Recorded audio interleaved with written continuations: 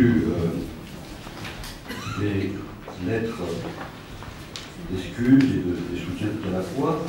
Comme il a été dit par Munich à l'instant, vous avez remarqué l'extrême diversité de ce comité de soutien. On regroupe des personnalités appartenant à l'ensemble des familles politiques de notre pays, hormis naturellement l'extrême droite, et l'engagement de beaucoup d'autres personnalités.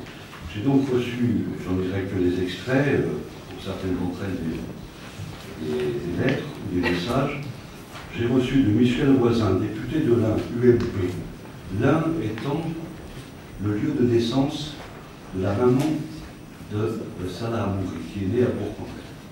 Donc député UMP, cher Jean-Paul, etc.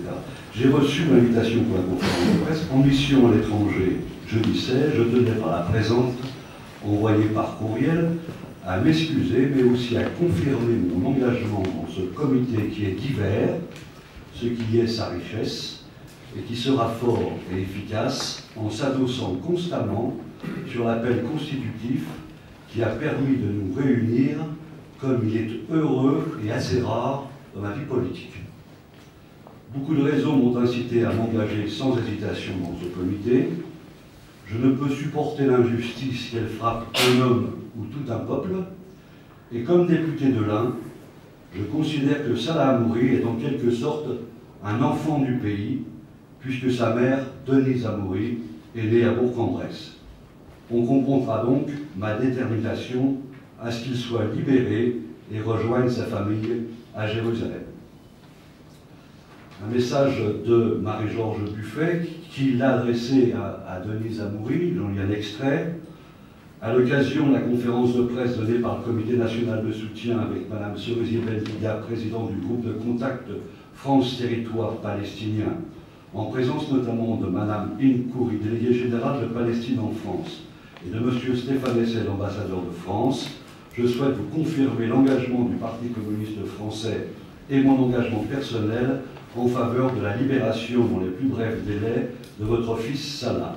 Votre fils est injustement incarcéré en Israël pour délit d'intention.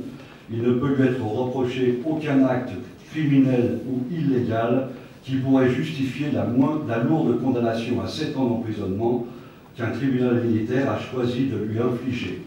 Une telle condamnation sans preuve de quoi que ce soit suscite la consternation et rappelle qu'une décision judiciaire de ce type n'a rien à voir avec les pratiques et les règles d'un État de droit. Les autorités françaises s'honoreraient à le rappeler fortement en agissant avec la plus grande détermination en faveur de la libération de Salah Hamouri, citoyen franco-palestinien. J'ai reçu aussi un message d'Olivier Besancenot qui apporte sa pleine et entière solidarité à Salah Hamouri, son combat, le combat de tous les siens contre l'occupation israélienne. Au nom de la LCR. Olivier Besancenot continue. On lui reproche d'avoir eu l'idée de faire quelque chose, mais de ne pas l'avoir fait. Il a cependant été reconnu coupable, avec 2 autres jeunes, de complot sans aucune preuve, ni aucun témoin.